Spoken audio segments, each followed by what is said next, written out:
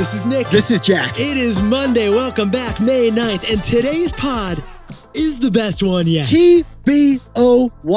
For our first story, DoorDash won't just deliver delectable dinners anymore. No, now DoorDash, they're cooking up revered restaurant recipes. For our second story, the New York Times just updated us on its acquisition of Wordle, the most viral game of the year. Jack, what's a 5-letter word for dilemma? For our third and final story, last week was the worst week for tech stocks since the week before that. Yeah, because we overindulged. Now we're suffering a hangover. But before we hit that fantastic mix. Now this is a mix to start a week, Jack. This is a mix. Shakespeare once asked the question, what's in a name? That which we call a rose by any other name would smell as sweet. I'll tell you, Shakespeare can't help us with this name problem. No, he can't, because we need a name for you, our audience, ASAP. Correct. For years, you were the snackers. Yeah, you were digesting our snacky business news. It made sense. But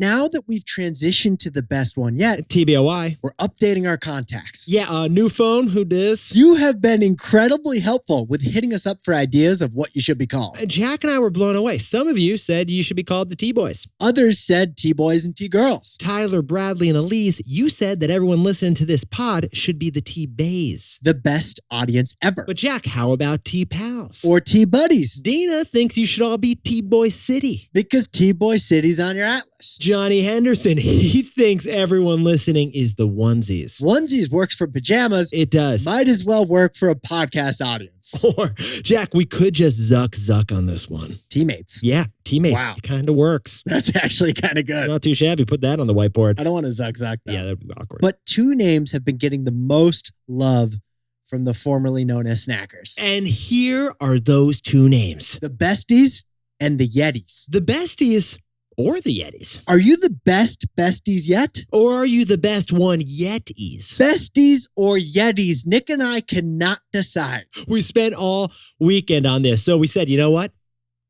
Let's have all of you decide instead. So we're about to have the biggest ever podcast audience nickname election ever. It's completely unverified. The Guinness Book of World Records hasn't even responded to our DMs. We're pretty sure this is the biggest podcast audience nickname election ever. And here's how it's going to go down. Today, starting today, we got a 5-day election going on Instagram, on Twitter, and on YouTube. Go to @TBoyPod on Instagram, on Twitter, or on YouTube. Yeah, are you the Besties or are you the Yetis? You just got to vote. We'll add up all the ballots at the end of the week by hand. Just go to @TBoyPod on Instagram, Twitter, and YouTube. Let's elect our 3 stories. Because you're the Besties or you're the Yetis.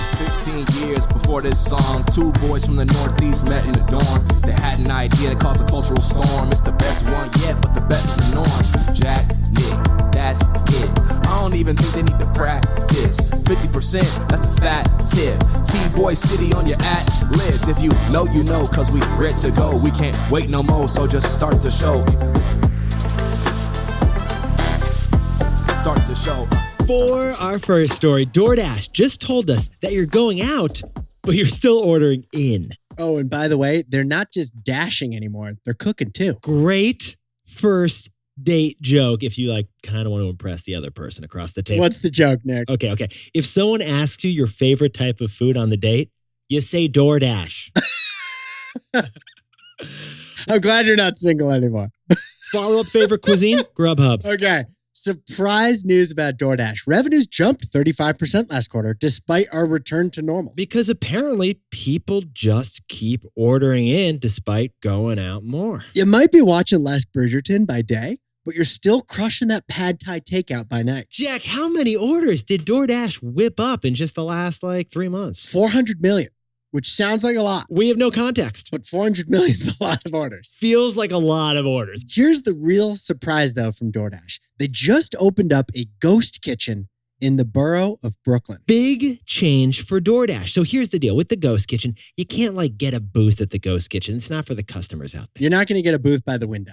This is a signless mystery kitchen that just whips up food for delivery apps. But here's why that's so important. It means that DoorDash isn't just delivery anymore. DoorDash is now working the stoves. Now, DoorDash has at least 3 ghost kitchens now, but this is the first one outside of the Bay Area where they live. And at this new Brooklyn DoorDash ghost kitchen, DoorDash employees are going to be making recipes of iconic culinary institutions. DoorDash employees at this ghost kitchen are going to make pizza from Little Caesars. They're going to be making the fried chicken from Pies and Thighs in Williamsburg. They're going to make the desserts from Milk Bar. That birthday cake truffle, Jack, that is my food pyramid. And DoorDash will now make it and then deliver it to you. Yeah, DoorDash is like whipping up the chocolate truffles and then they're sending them to you after they made them. So first, DoorDash delivered restaurant food. Then it offered space to cook restaurant food. But now this is a huge step more than that. DoorDash is now cooking the food itself. With recipes they licensed from famous restaurants. So Jack, what is the takeaway for our buddies over at DoorDash? Unlike Uber Eats,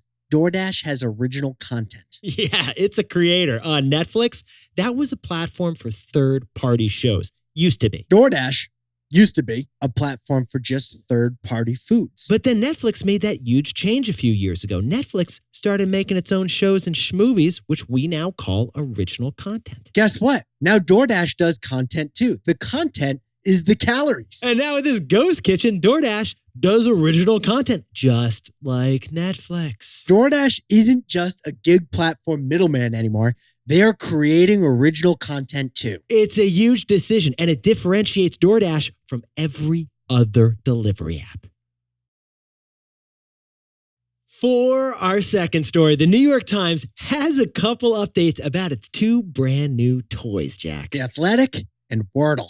What's a 5-letter word with no profits? Okay, the New York Times bought The Athletic this year. That's a sports blog, sports podcast company for $550 million. Honestly, the New York Times, they spent a lot of money. They spent $500 million on that deal. And this was the first earnings report last week where they mentioned The Athletic. And Jack, what did the New York Times say about buying The Athletic? This was basically the first sentence. Our profits shrank 88% because The Athletic was really expensive. It was so much money. No buyer's remorse, but it was a lot of money. But The Athletic is not the headline acquisition for the New York Times this year. No, this is what Jack and I found so fascinating about this story. The biggest deal for the New York Times was really Wordle. A potentially game-changing acquisition for the New York Times was for just a few $1 million. I mean, Jack, you don't have in-laws unless you're texting each other your Wordle results every weekday. Wordle, 6 guesses to guess a 5-letter word. It's a game so simple, it's magnificent. Oh, you want to share our pro tip, Jack? You should share the pro tip. This isn't our pro tip. This is a good pro tip. It's from our buddy Sean. Yeah, Sean. Start with later, chimp, and sound, because those include the 15 top most used letters in the English language. It saved me today, all of the vowels. Jack, can I buy a vowel today? Did you get today's? I haven't played yet today. Earmuffs. Badge. So Wordle is the word game sensation of the world right now. And Wordle was invented by a loving husband whose name happened to be Wardle. And Wordle grew into something way bigger than this husband can handle. So we sold it to the New York Times this year for just a few $1 million.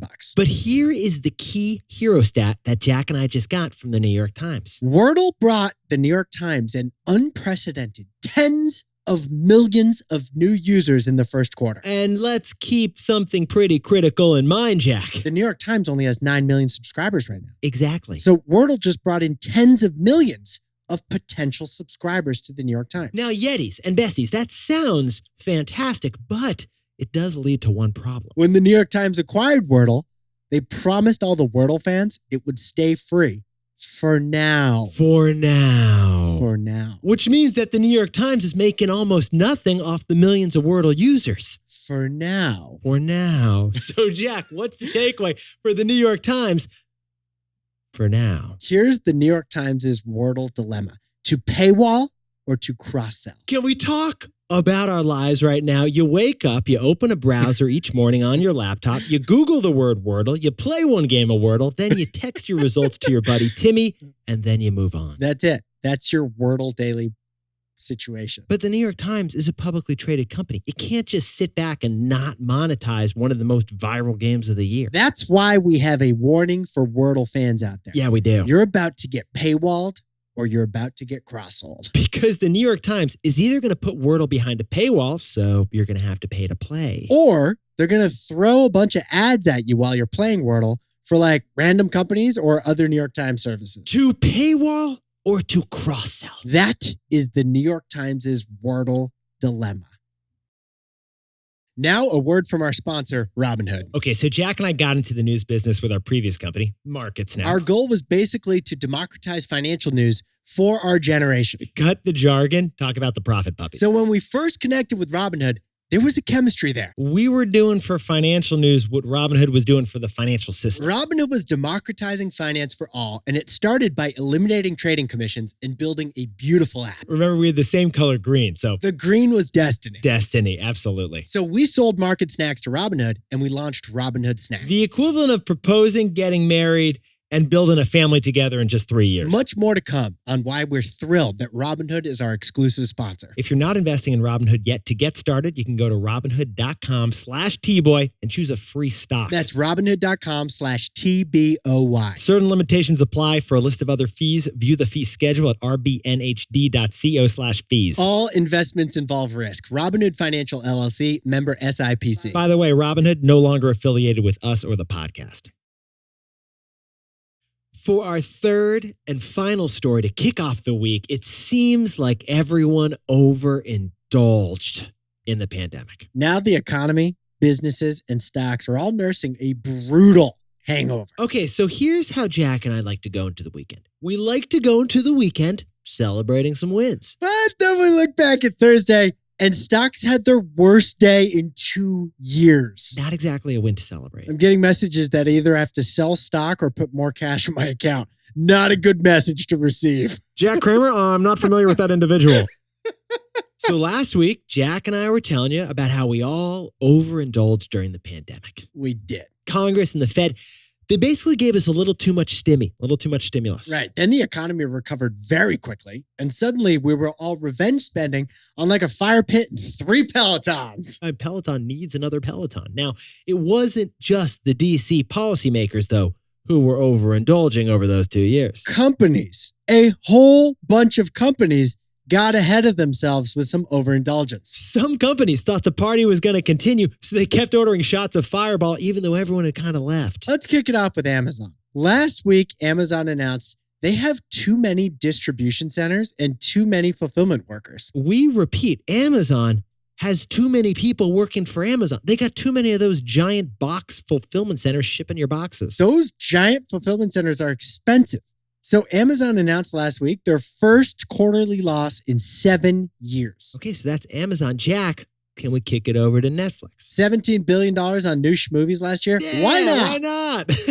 Oh, and managers had a anything goes pay policy where they could pay anything to hire talent. You get a raise, and you get a raise, and you get a raise. That's overindulgence. And now Netflix stock is down 73% in just 6 months. And Nick, we got to turn to our old employer, Robinhood. We do, because get this, Robinhood grew its workforce by 6x during the pandemic. Well, the stay-at-home trading frenzy went away, so Robinhood just laid off 300 people. And this story is just not complete unless we talk about Peloton. Peloton was so determined to sell you a 4th bike. What do we got to do? That they were dropping the price of bikes throughout the pandemic like it was QVC. Well, then the Peloton CEO had to step down. The stock price, it plummeted like it fell off the bike, twisted an ankle, and was still stuck staring at your pit stains. You start the day with Wordle. I start the day with a reminder that Peloton stock's at a 52-week low. Ain't we all? So, Jack, what's the takeaway for our buddies who are all the investors in the entire market? Welcome to the first stock market hangover in years. Here is the mistake that policymakers, CEOs, and investors have been making. They thought that pandemic trends would party on way longer than they actually did. Yeah, so the economy, it's bloated with cash, which means inflation. Companies are bloated with too many costs, which means losses. So investors just woke up to a big economic market hangover. The return to normalization, it's like sun pounding us through the windows. And it isn't really clear what the Advil is. Jack, can you whip up the T-Boy takeaways for us over there? DoorDash keeps gobbling up more and more the delivery market. Yeah, but DoorDash is doing a new thing, original content. It's It's making food. For our second story, the New York Times profits fell because of one expensive acquisition and one cheap one. And now the Wordle dilemma: to paywall or to cross-sell. Our third and final story, policymakers, CEOs, and investors, they've all overindulged during the pandemic. So now we're all nursing our first market hangover in years.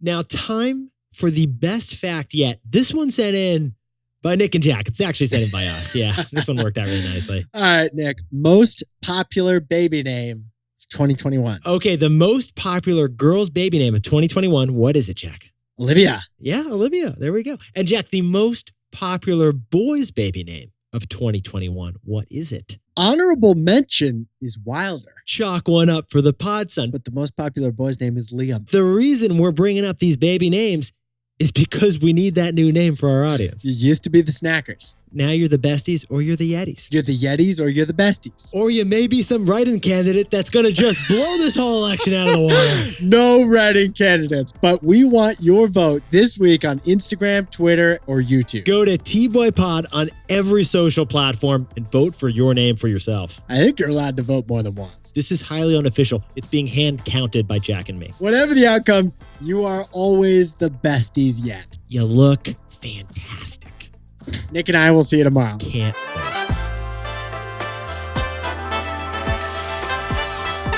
And before we go, congratulations to legendary listeners and mid-Panthers Mia and Mike Panzer, who just had a baby girl. Sophie Ella Panzer. And congrats to Henry Cohn and Lizzie Whitley, just got engaged down in Auburn, Alabama. And congrats to Ramon and Stephanie, got engaged in beautiful France. And Jocelyn and Jake, they're tying the knot this week in New York City. Huge congratulations to Hannah Thornburg and David Greer, who just had their first baby, Avery. And John and Tamar enjoyed that first wedding anniversary down in D.C. Happy anniversary to Katie Ann and Steven. It's their anniversary, not their birthday. And good luck to Jackson Phippen and the whole University of Virginia ballroom dancing team competing in England. And Dina DeLeon, congrats on your first quarter of work at Accenture. And happy birthday to Sydney Hoffman from just outside Boston. And happy birthday, Danielle Colaprico in New Jersey. And Miguel Meza is turning 30 and graduating from Booth. And happy birthday to Kat Tanatienza